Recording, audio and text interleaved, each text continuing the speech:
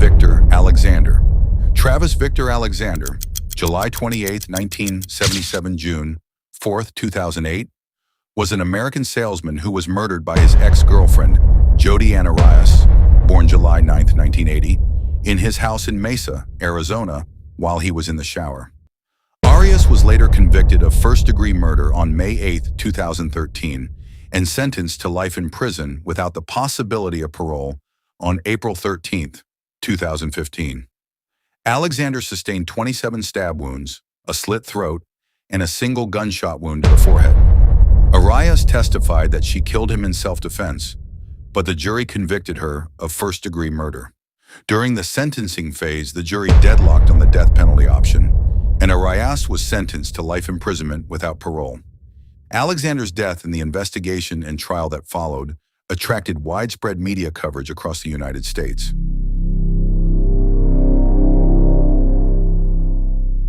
Alexander was born on July 28, 1977 in Riverside, California, to Gary David Alexander and Pamela Elizabeth Morgan. At the age of 8, he moved in with his paternal grandparents. After his father's death in July 1997, his 7 siblings were also taken in by their grandmother. Alexander once told a friend that before joining a church, he frequently got into fights. He also performed stand-up comedy under the alter ego Eddie Snell. He worked as a salesman and motivational speaker for prepaid legal services. Arias was born on July 9, 1980, in Salinas, California, to William Bill Angelo Arias and Sandra D. Allen Arias. She attended school until the 11th grade before dropping out of Eureka Union High School. Arias was an aspiring photographer and worked various odd jobs before securing a sales position with prepaid legal services. Arias and Alexander met in 2006 at a work conference in Las Vegas, Nevada. She later converted to the Church of Jesus Christ of Latter-day Saints, the same church Alexander belonged to, and was baptized by him in a ceremony in Southern California. They began dating in February 2007. Arias eventually moved to Mesa to be closer to Alexander, but later returned to Eureka, California to live with her grandparents. Their relationship lasted about 1.5 years and was often long distance, with both traveling between Arizona and California. Friends of Alexander reportedly had a negative opinion of Arias and described the relationship as unusually turbulent and concerning. Alexander was murdered at his home in Mesa, Arizona, on June 4, 2008, while taking a shower. He suffered 27 stab wounds, a slit throat, and a gunshot wound to the head. Medical examiner Kevin Horn later testified that Alexander's jugular vein, common carotid artery, and trachea were slashed. He also had defensive wounds on his hands. The medical examiner suggested that Alexander may already have been dead when the gunshot wound was inflicted. His death was ruled a homicide. He was buried at Olivewood Memorial Park Cemetery in Riverside, California.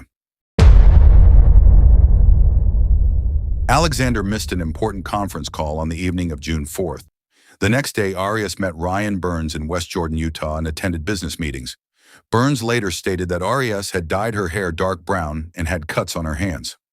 Arias left Utah and drove back toward California. She called Alexander multiple times and left voicemail messages. She also accessed his voicemail system.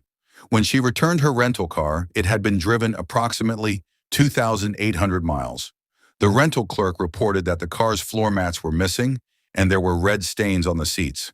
However, it could not be confirmed whether the floor mats were originally present, and the stains were never analyzed because the car had been cleaned before police inspection.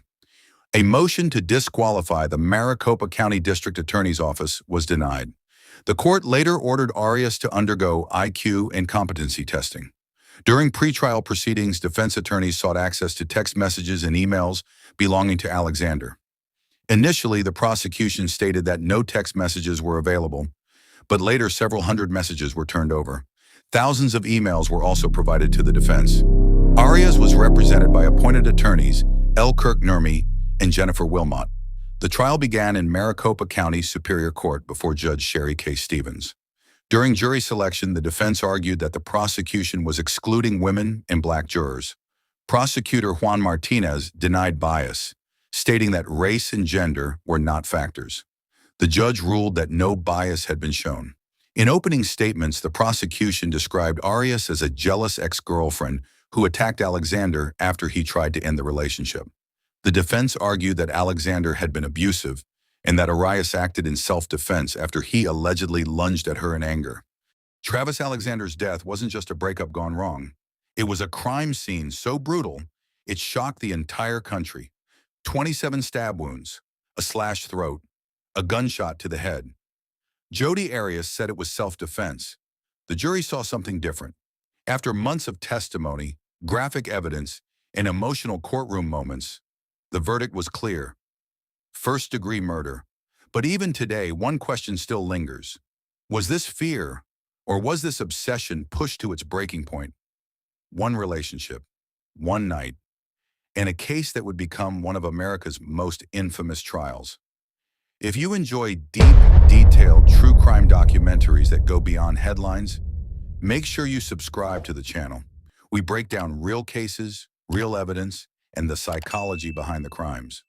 New true crime uploads every 3 days. Hit the subscribe button, turn on notifications, and stay informed, because the next case might be even more disturbing than this one. Stay safe, stay aware.